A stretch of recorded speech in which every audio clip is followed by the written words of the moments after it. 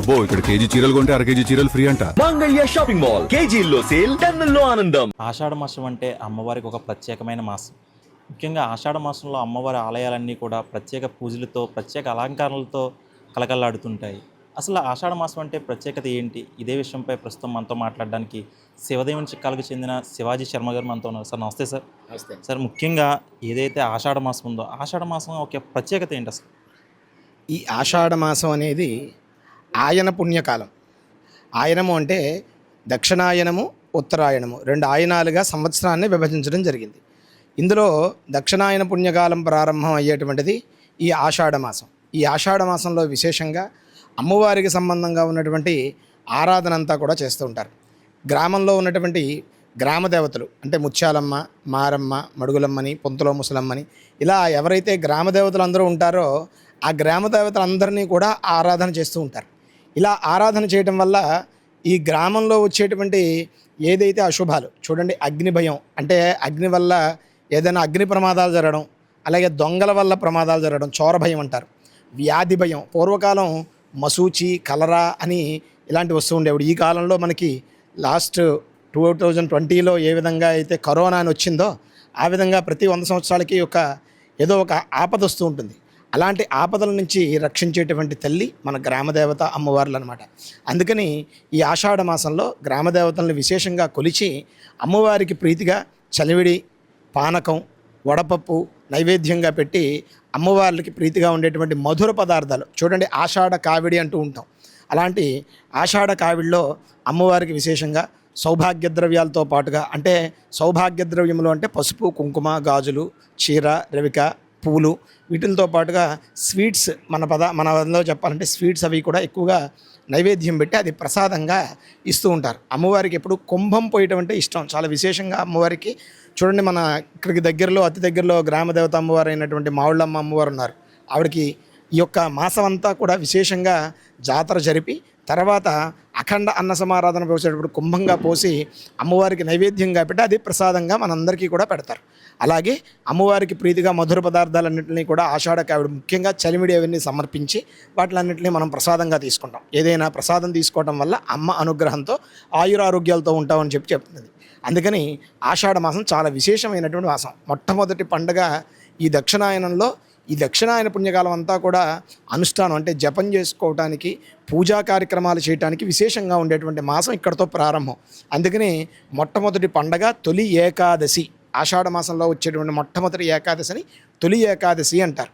ఆ ఏకాదశి నుంచి మొదలుపెట్టుకుని విశేషమైనటువంటి మాసంగా ఈ ఆషాఢ మాసంగా చెప్తూ ఉంటారు. గురువుగారు, అదేవిధంగా ఆషాఢ మాసంలో అసలు శుభకార్యాలు కూడా చేయరు, అంటే ముఖ్యంగా వివాహాలు చేయరు. ఎందుకు? దీనికి గల కారణం ఏంటి? అంటే ఎప్పుడూ కూడా మన సైన్స్తో పాటుగా ఈ యొక్క శాస్త్రం కూడా ముడిపడి ఉంది. చూడండి, పూర్వకాలం అంతా కూడా ఇదంతా మనందరం వ్యవసాయ ఆధారంగా ఉన్నటువంటి ఈ ప్రాంతం, ఇదంతా భారతదేశం అంతా కూడా ముఖ్యంగా వ్యవసాయం ఆధారంగా ఉన్నటువంటి ప్రాంతం. శాస్త్రం కూడా ఆషాఢ మాసంలో ముఖ్యంగా మొలకలు వచ్చేటువంటి సమయం. ఈ మొలకలు వచ్చేటువంటి సమయం కనుక చూడండి, పూర్వకాలం వివాహం అయిందనుకోండి, కొత్తగా వివాహం అయిన వాళ్ళు గతంలో ఉన్నటువంటి మాసంలో అన్నింటిలోనూ ఉత్తరాయణంలో వివాహం అయినటువంటి వాళ్ళందరూ కూడా కొత్త అల్లుళ్ళు వచ్చి ఇంట్లో ఉన్న, అలాగే కొత్త అల్లుడు వచ్చి ఇంట్లో ఉన్నారనుకోండి, మామగారు పనిలోకి వెళ్ళారు, ఆయన పని, ఆయన వ్యవసాయ భూమి పని ఆయన చేసుకోలేరు. అదేవిధంగా ఇతను ఇక్కడ ఉండటం వల్ల అక్కడ ఉండేటువంటి వాళ్ళ ఊరిలో ఉన్నటువంటి నారుమడి పనులు అవన్నీ కూడా ఆగిపోతూ ఉంటాయి. అందుకని ఈ ఆషాఢ మాసంలో ఏంటంటే అత్తగారు అల్లుడు కలిసి ఉండకూడదని, అలాగే అత్తగారు కోడలు కలిసి ఉండకూడదని చెప్పి ఒక నియమంగా పెట్టారు శాస్త్రంలో. ఆషాఢ మాసంలో వివాహాలు చేయకూడదు, పూజలు చేయకూడదు అని ఏమీ లేదు. అంటే సూర్యుడు ఏ యొక్క శుభగ్రహమైనటువంటి శుక్రుడితో కానీ గురుడితో కానీ కలిసినప్పుడు జ్యోతిష్య శాస్త్రం లెక్కల ప్రకారంగా ఆ మాసం శౌన్య మాసము, మౌఢ్యము అని చెప్పి మనం అంటాం. అలాంటి మాసం కనుక ఈ మాసంలో భార్యాభర్తలు కూడా కలిసి ఉండడం సైంటిఫిక్గా కూడా అంత మంచిది కాదు. అందుకని ఇలా పెట్టారు. దీనివల్ల ఏంటంటే వ్యవసాయం చేసుకునేటువంటి నారుమళ్ళు పోసుకోవడం ఇవన్నీ చేసుకోవడం ఉంది. శాస్త్రం లెక్కల ప్రకారంగా చూడండి, వారాహి నవరాత్రులను చేస్తున్నాం. ఈ యొక్క వారాహి నవరాత్రుల్లో పంచమి రోజుని, అంటే ఆషాఢ శుద్ధ పంచమి రోజుని కలిస్తే కనుక వివాహం చేయవచ్చని కూడా శాస్త్రవచనం. అంతే తప్ప ఆషాఢ మాసంలో చేయకూడదు అనేటువంటిది లేదు, చేయొచ్చు. కానీ ఏంటంటే దీనికోసం అని చెప్పి వ్యవసాయ ఆధారంగా ఉన్నటువంటి ప్రాంతం కనుక భార్యాభర్త ఇలా పెట్టడం వల్ల వారు కొంత దూరంగా ఉంటారు కదా అనే ఉద్దేశంలో పెట్టడం జరిగింది. అలాగే అమ్మవారికి సంబంధంగా ఆడపడుచులు అందరూ కూడా గ్రామదేవత దగ్గరికి వచ్చి కొలుస్తారు కదా అనే ఉద్దేశంలో పెట్టడం జరిగింది శాస్త్రం ఇది. అదేవిధంగా గురుజీ గారు ఏదైతే ఆషాఢ మాసం మరుసటి రోజు అల్లుళ్ళందరూ కూడా అత్తవారింటికి వెళ్ళినప్పుడు ఒక సాంప్రదాయబద్ధంగా కొబ్బరికాయ తీసి దిష్టి తీయడం అనేది చేస్తారు కదా, దాని వెనుకున్న శాస్త్రం ఏంటి? ఆషాఢ మాసం పరిపూర్ణం అయిపోయిన తర్వాత శ్రావణ మాసంలో మొదలయ్యేటువంటి రోజు అంటే రేపు ఉదయం, రేపు గురువారం రోజు ఆషాఢ మాసం పూర్తయిపోయి ఈరోజు అమావాస్య పూర్తయిపోయి మనం పాడ్యంలోకి మొదలు పెడుతున్నాం. శ్రావణం శుద్ధంలో వచ్చేటువంటి పాడ్యం రోజున మొదలు పెడుతున్నాం. ఈ రోజుని అల్లుడు వచ్చి అత్తగారింట్లో కొబ్బరికాయ కొట్టి లోపలికి వస్తారు అంటారు. ఎందుకంటే చూడండి, మన శాస్త్రంలో గడప లక్ష్మీదేవిగా మనం పూజిస్తాం. అందుకని ఒక నెలపాటు వీళ్ళు దూరంగా ఉన్నారు కనుక లోపలికి వచ్చేటప్పుడు ఎప్పుడూ కూడా వివాహం అయిన తర్వాత విడిది గృహప్రవేశం అని చెప్పి చేస్తూ ఉంటారు. ఆ విడిది గృహప్రవేశం చేసినప్పుడు మామూలుగా కొత్త జంటని బయట నుంచోబెట్టి భార్యని భర్త గారి పేరు, భర్త గారిని భార్య గారి పేరు చెప్పి మనం సరదాగా అని లోపలికి తీసుకెళ్తూ ఉంటాం. అప్పుడు కూడా ధాన్యం కొంచెంలో పోసి తన్ని లోపలికి వెళ్తూ ఉంటారు. అది శాస్త్రం. అలాగే ఆషాఢ మాసంలో లక్ష్మీ స్వరూపం కనుక గడప లక్ష్మీదేవిని ఆరాధిస్తున్నాం కనుక అక్కడ కొబ్బరికాయ కొట్టి లోపలికి వెళ్తూ ఉంటారు. అంతే తప్ప అంతకన్నా ఏమీ కాదు. అలాంటి అమ్మవారికి పూజ స్వరూపమే అది కూడా కొత్తగా తీసుకొచ్చి. అలాగే అమ్మాయిని కూడా వారి అత్తారింటికి వెళ్ళినప్పుడు అమ్మాయి కూడా కొబ్బరికాయ కొట్టి లోపలికి వెళ్తూ ఉంటుంది. గురుగారు, మరి శ్రావణ మాసం నుండి ముహూర్తాలు ఎప్పుడు మొదలవుతుంది? అంటే శుభకార్యాలకు కానీ అటు వివాహాలకు ఎప్పుడు నుండి మొదలవచ్చు? ఇప్పుడు శ్రావణ మాసం అనగా రేపు ఉదయం నుంచి కూడా శ్రావణ మాసం ప్రారంభమైంది. రేపు ఉదయం నుంచి కూడా ముహూర్తాలు ఉన్నాయి. శ్రావణ మాసం ఎప్పుడూ కూడా ముహూర్తాలు ఉంటాయి. ఎందుకంటే సంవత్సరంలో మీరు ఇందాక అడిగినట్టుగా ఆషాఢ మాసం ఒకటి, భాద్రపద మాసం అనగా వినాయక నవరాత్రులు ఒకటి, అలాగే పుష్యమాసం ఒకటి. ఈ 3 మాసాలు సంవత్సరంలో మౌఢ్యముగా ఉంటుంది.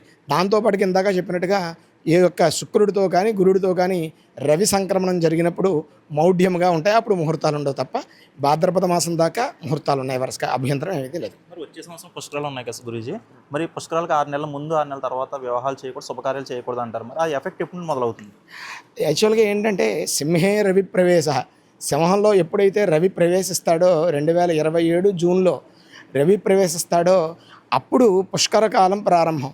మనకి 12 నదులు ఉన్నాయి, 12 రాసులు ఉన్నాయి. మేషం నుంచి మొదలుపెట్టి మళ్ళీ మీనం వరకు ఉన్నటువంటి రాసులు మేషం, వృషభం, మిథునం, కర్కాటకం, సింహం, కన్య, ఇలాగ ఒక్కొక్క రాశిలోకి గురు భగవానుడు ప్రవేశించినప్పుడు వచ్చేటువంటి దాన్ని పుష్కర కాలము అంటారు.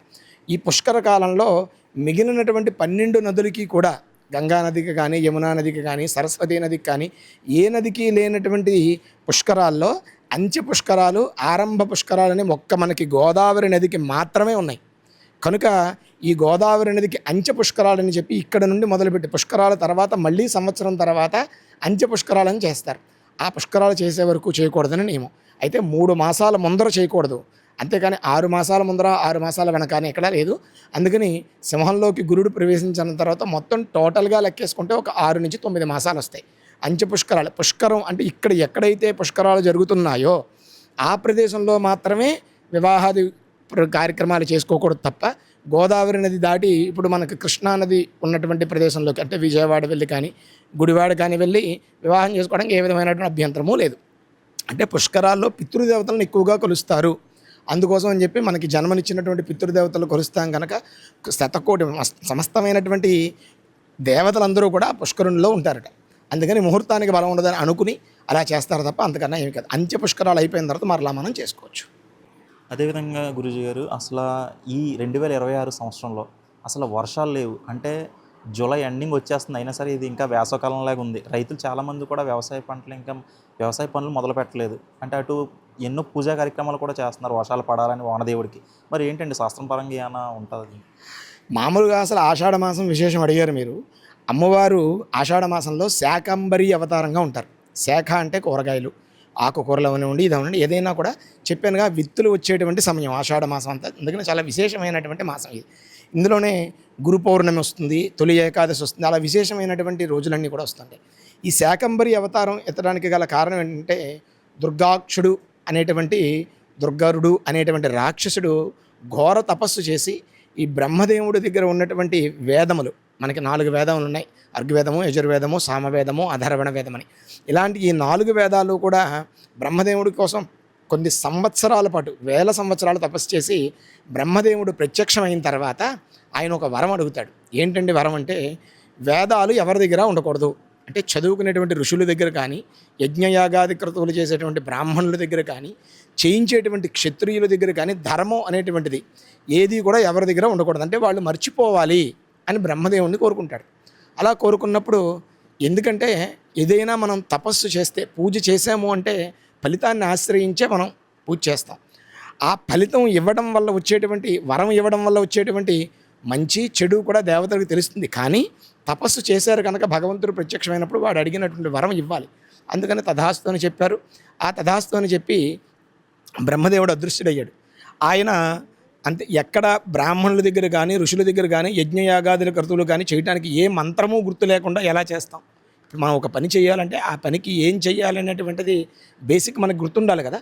ఆ గుర్తుండకపోవడంతో ఈ భూమంతా కూడా అల్లకల్లోలం అయిపోయి ఎక్కడ పంటలు లేక దారిద్ర్యం విపరీతంగా ఉన్నప్పుడు అమ్మవారిని ఆరాధన చేశారు.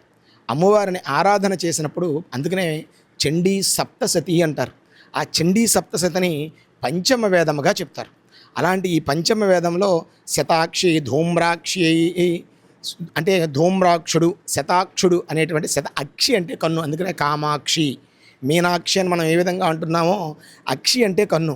ఆ యొక్క అమ్మవారిని ఆరాధన చేసినప్పుడు ఆవిడ ఒంటి నిండా కూడా ఒక 1000 కళ్ళతో సుమారుగా ఆ 1000 కళ్ళతో అమ్మవారు ఉన్నప్పుడు అందరూ ఆడినప్పుడు ఆవిడ కంటి నుండి పడినటువంటి వర్షపు దారే వర్షంగా వస్తుందట. వర్షంగా వచ్చి ఇదంతా కూడా సస్యశ్యామలం అవుతుంది.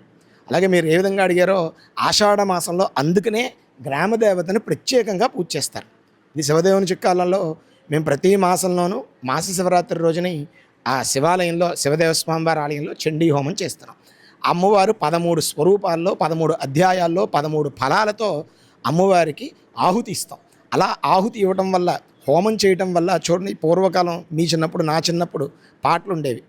స్కూల్లో ఉండేవి 5వ తరగతి 4వ తరగతిలో ఎండలు కాసేది ఎందుకురా, వానలు కురిసేటందుకురా, వానలు కురిసేది ఎందుకురా, పంటలు పండేటందుకురా అని. ఇప్పుడు అవన్నీ కూడా ఎవరికి చెప్పట్లేదు. అలాగా ఈ యొక్క యజ్ఞంలో వేసినటువంటి ఆహుతి అంటే హోమం చేసినప్పుడు వచ్చేటువంటి పొగ ఏమవుతుంది? మనం ఎక్కడా దాన్ని ప్యాక్ చేయట్లేదుగా, అది ప్రకృతిలో కలుస్తుంది. ప్రకృతిలో కలిసి అది మేఘంగా ఏర్పడి ఆ మేఘం వర్షిస్తుంది. వర్షించడం వల్ల ప్రకృతిలో పంటలు అనేవి పండుతూ ఉంటాయి. అదే ఆషాఢ మాసం విశేషం. అది అసలైన విశేషం ఏంటంటే ఆషాఢ మాసంలో అమ్మవారిని ఆరాధన చేయటం వల్ల ఆవిడ శతాక్షుణ్ణి సంహరించింది కనుక ఆవిడ కళ్ళ ద్వారా శరీరం సాక్షాత్తు ఆవిడ నుంచి పడినటువంటి వర్షము కనుక ఈ యొక్క అమ్మవారి ఆరాధన చేయటం వల్ల గ్రామం అంతా కూడా సస్యశ్యామలంగా ఉంటుంది అని చెప్పి అందుకనే గ్రామదేవత ఆరాధన విశేషంగా చేస్తారు ఆషాఢ మాసం. విన్నారుగా గురూజీ శివాజీ గారి మాటల్లో ఆషాఢ మాసం యొక్క ప్రత్యేకత ఎంతో గొప్పగా ఆయన మాటలు అంటే శాస్త్ర ప్రకారం కూడా ఎంతో గొప్పగా వివరించారు శివాజీ గారు. ఇది ఆషాఢ మాసం యొక్క ప్రత్యేకతపై UTV special story. Video journalist ఆదితో సాయిరామ్, ఇట్స్ యూటీవీ, ఉమ్మడి పశ్చిమ గోదావరి జిల్లా.